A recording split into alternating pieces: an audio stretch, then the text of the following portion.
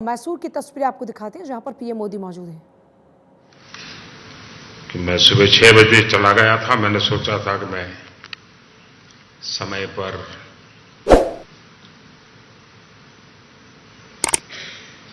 जंगलों का भ्रमण करके वापस आऊंगा, लेकिन मुझे 1 घंटा आने में ही देर हो गई।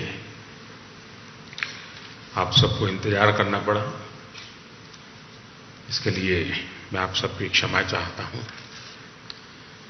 मेरी बात पहले ये जो टाइगर की संख्या का आंकड़ा हमने छुआ है, जो देखा है, हमारा ये परिवार का विस्तार हो रहा है, ये गौरवमय पल है। मैं आप सबसे आग्रह करता हूं कि इन टाइगर के सम्मान में अपने स्थान खड़े होकर के हम टाइगर को स्टैंडिंग ओवेशन दें।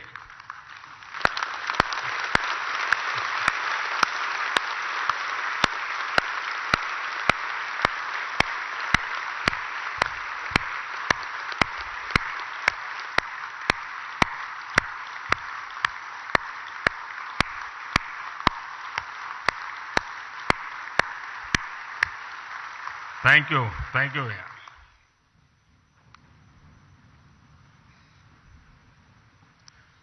आज हम सभी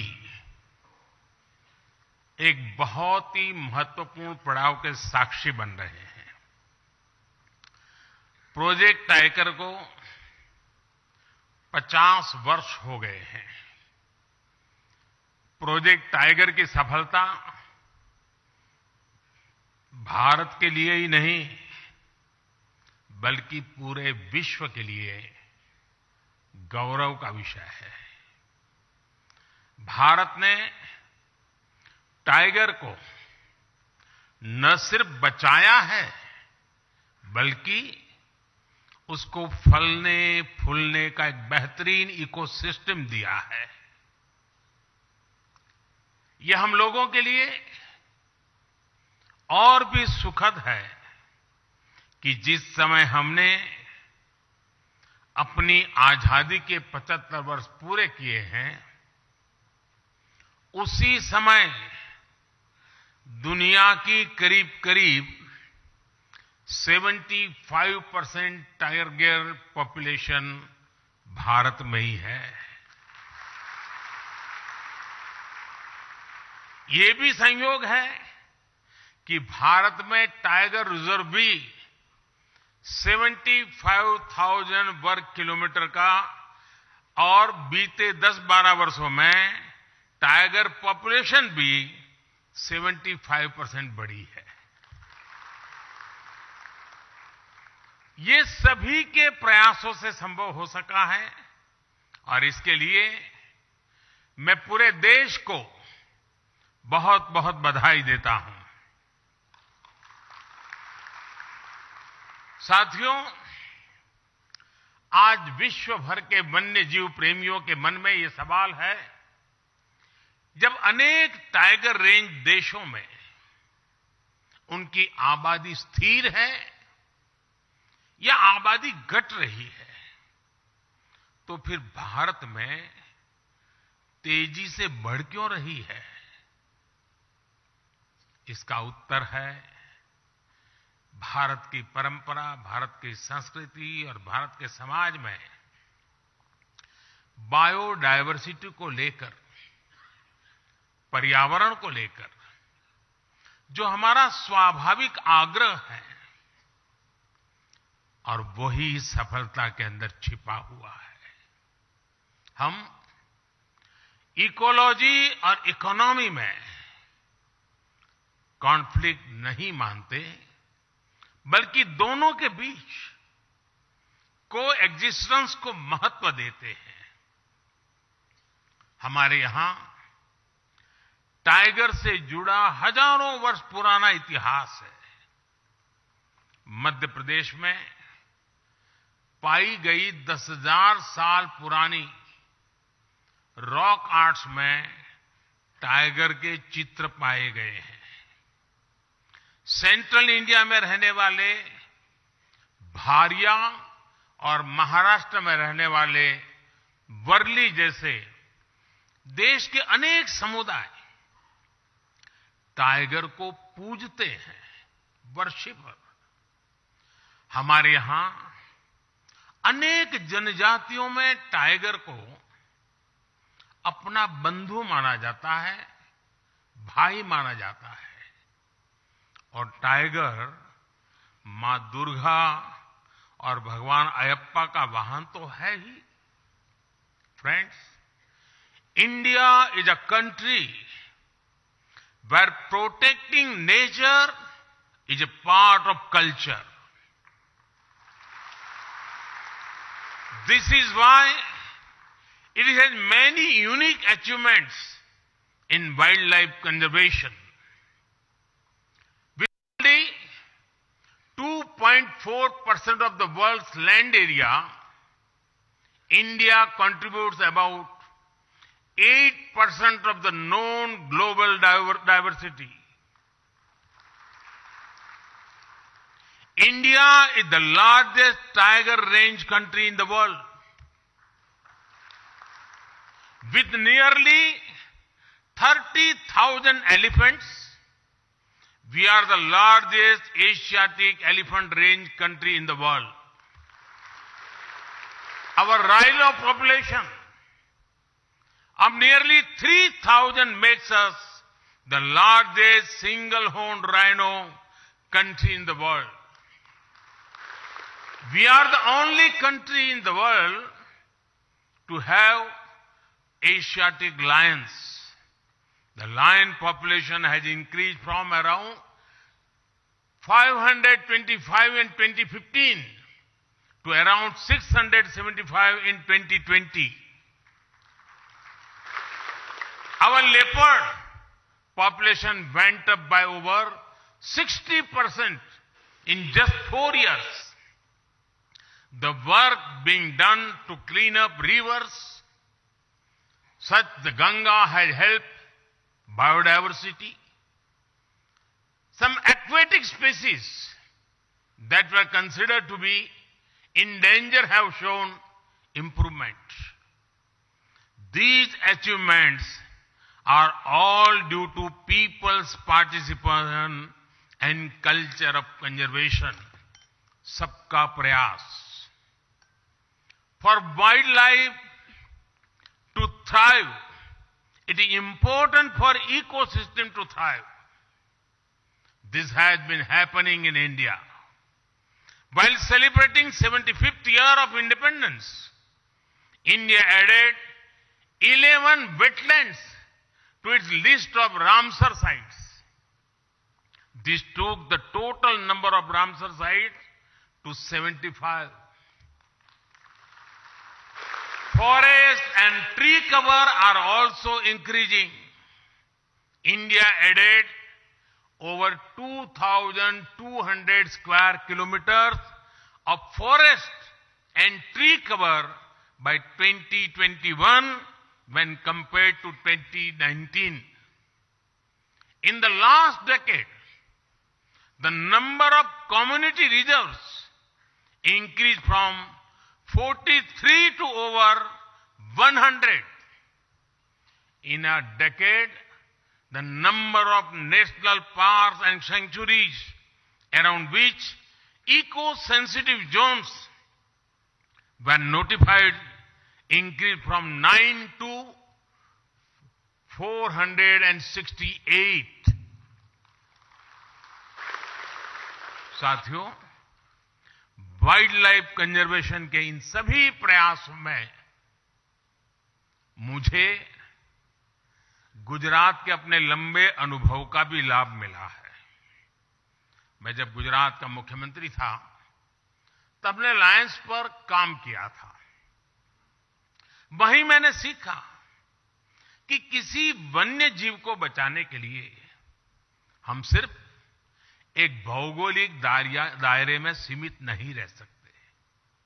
हमें इसके लिए स्थानीय लोगों और एनिमल के बीच एक रिश्ता बनाना होगा। ये रिश्ता इमोशन का भी होना चाहिए और इकोनॉमी का भी होना चाहिए। इसलिए गुजरात में हमने वन्य प्राणी मित्र कार्यक्रम चलाया।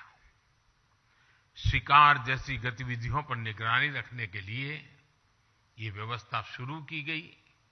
इसके लिए कैश रिवॉर्ड भी रखा गया। हमने गिर के लायंस के लिए एक रिहेबिलिटेशन सेंटर भी खोला। गिर क्षेत्र में हमने फॉरेस्ट डिपार्टमेंट में महिला बीट गार्ड्स और फॉरेस्टर्स की भर्ती भी की। इसने लायन है तो हम है तो लायन है की भावना को निरंतर मजबूत किया। आज आप भी देखते हैं कि गिर में अब टूरिज्म का, इको टूरिज्म का बहुत बड़ा इकोसिस्टम बन चुका है। साथियों, गिर में जो इनिशिएटिव लिए गए हैं, उसी तरह प्रोजेक्ट टाइगर की सफलता के भी कई आयाम हैं। इससे टूरिस्ट एक्टिविटी बढ़ी और हमने जो जागरूकता कार्यक्रम चलाए, उससे टाइगर रिजर्व्स में मैन एनिमल कॉन्फ्लिक्ट में भी भारी मात्रा में कमी आई। बिग कैट्स की वजह से टाइगर रिजर्व्स में पर्यटकों की संख्या बढ़ी और इससे स्थानीय अर्थव्यवस्था को मजबूती मिली है। बिग कैट्स की मौजूदगी ने हर जगह स्थानीय लोगों के जीवन और वहां के इकोलॉजी पर सकारात्मक असर डाला है। साथियों, कुछ महीने पहले भारत की बायोडायवर्सिटी को समृद्ध करने के लिए हमने एक और अहम काम किया है। दशकों पहले भारत से चीता विलुप्त हो गया था। हम इस शानदार बिग कैट को नामीबिया और दक्षिण अफ्रीका से भारत लेकर आए हैं। ये एक बिग कैट का पहला सफल ट्रांस कॉन्टिनेंटल ट्रांसलोकेशन है। कुछ दिन पहले ही कूनो नेशनल पार्क में 4 सुंदर शावकों ने जन्म लिया है। भारत की धरती से चीता करीब 75 साल पहले विलुप्त हो गया था। यानी करीब 75 साल बाद भारत की धरती पर किसी चीता ने जन्म लिया है। ये एक बहुत ही शुभ शुरुआत है। ये इस बात का भी प्रमाण है कि बायोडायवर्सिटी की रक्षा और उसकी समृद्धि के लिए इंटरनेशनल कोऑपरेशन कितना महत्वपूर्ण है। साथियों, वाइल्ड लाइफ का संरक्षण किसी एक देश का नहीं, बल्कि एक यूनिवर्सल इश्यू है। इसके लिए इंटरनेशनल अलायंस समय की जरूरत है। साल 2019 में ग्लोबल टाइगर डे पर मैंने एशिया में पोचिंग और इलीगल वाइल्ड लाइफ ट्रेड के विरुद्ध अलायंस का आह्वान किया था। इंटरनेशनल बिग कैट अलायंस इसी भावना का विस्तार है। इससे बिग कैट से जुड़े पूरे इकोसिस्टम के लिए फाइनेंशियल और टेक्निकल संसाधन जुटाना आसान होगा। इससे भारत सहित तमाम देशों के अनुभवों से निकले कंजर्वेशन और प्रोटेक्शन एजेंडा को लागू करने में आसानी होगी। इंटरनेशनल बिग कैट अलायंस, उसका फोकस दुनिया की 7 प्रमुख बिग कैट्स के संरक्षण पर होगा। यानी जिन देशों में tiger, lion, leopard, snow leopard, puma, jaguar और चीता है, ऐसे देश इस अलायंस का हिस्सा होंगे।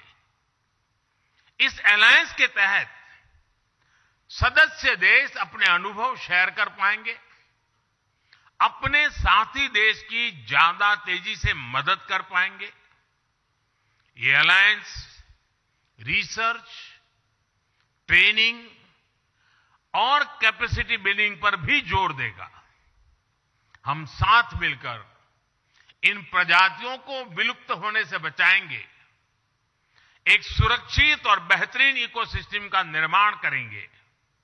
साथियों, मानवता का बेहतर भविष्य तभी संभव है जब हमारा पर्यावरण सुरक्षित रहेगा, हमारी बायोडायवर्सिटी का विस्तार होता रहेगा। ये दायित्व हम सभी का है, पूरे विश्व का है।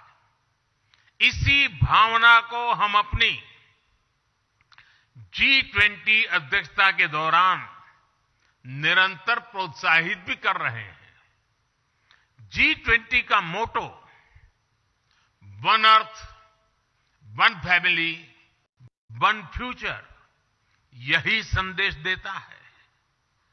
COP26 में भी हमने अपने लिए बड़े और महत्वाकांक्षी लक्ष्य तय किए हैं।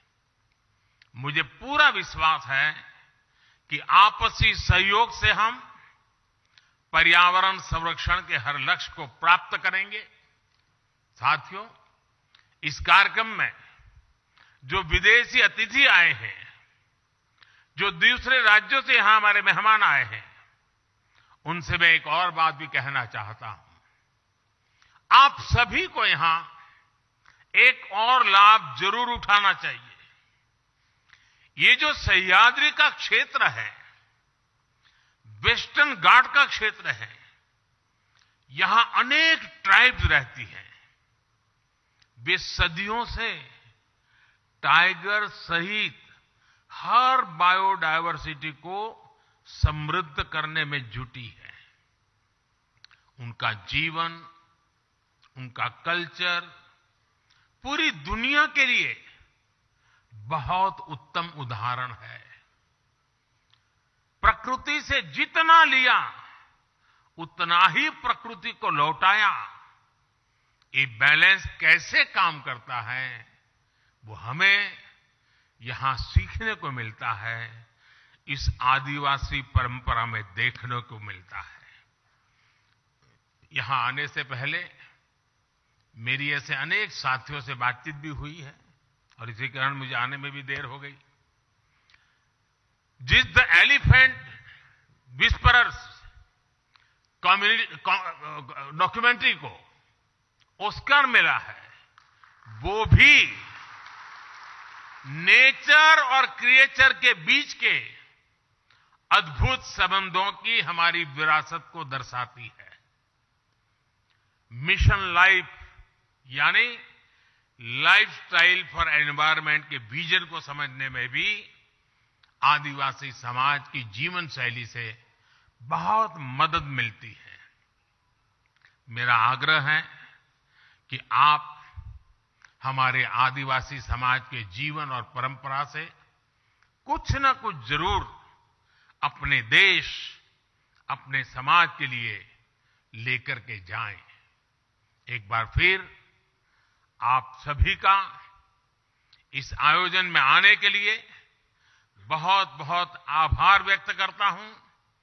और आज टाइगर का जो नया आंकड़ा हमारे सामने आया है, आने वाले दिनों में हम और नए आंकड़े पार करेंगे और नए अचीवमेंट करेंगे, ये मैं पूरे विश्व को विश्वास दिलाता हूं। बहुत बहुत धन्यवाद।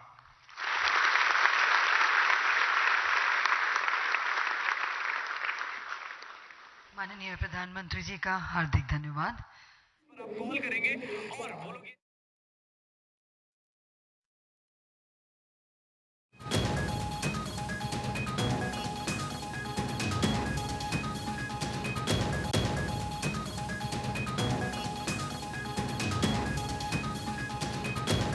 पीएम मोदी को आप सुन रहे थे। उन्होंने मैसूर में बाघों को लेकर एक नए आंकड़े जारी किए हैं। उन्होंने बताया कि देश में इस वक्त कैसे बाघों की संख्या बढ़ी है। उन्होंने कहा कि प्रकृति की रक्षा हमारी संस्कृति है। देश में बाघों का आंकड़ा बढ़ा है और हमारे यहाँ तो बाघ की पूजा होती है। 4 साल में 200 बाघ बढ़े हैं। पीएम मोदी को आप सुन रहे थे। मैसूर में उन्होंने कहा कि पिछले 10 साल में 75% बाघ बढ़े हैं। प्रकृति की रक्षा हमारी संस्कृति है और पूरे विश्व के लिए यह गौरव का पल है। भारत में प्रोजेक्ट टाइगर सक्सेसफुल रहा और भारत में तेजी से बाघों की संख्या में इजाफा हुआ है। भारत ने टाइगर को बचाया है और देखिए, इनको रिजर्व करने के लिए जो अभियान चलाए जा रहे थे वो कामयाब हुए। बाघों का हजारों साल पुराना इतिहास है और कई देशों में टाइगर की आबादी घट रही है, लेकिन हम जिस मिशन पर लगे हम उसमें कामयाबी हासिल करें। एमपी महाराष्ट्र में भगवान को पूजा जाता है। दुनिया के मुकाबले भारत में आज बाघों की संख्या बढ़ी है तेजी से और हमारी तो संस्कृति ही प्रकृति की रक्षा करना है। भारत अब बाघों को लेकर स्वर्णिम इतिहास है। हम विदेश से चीते लेकर आए, हमने यहाँ पर उनको संरक्षित किया। 3167 हो चुकी है देश में बाघों की अब संख्या।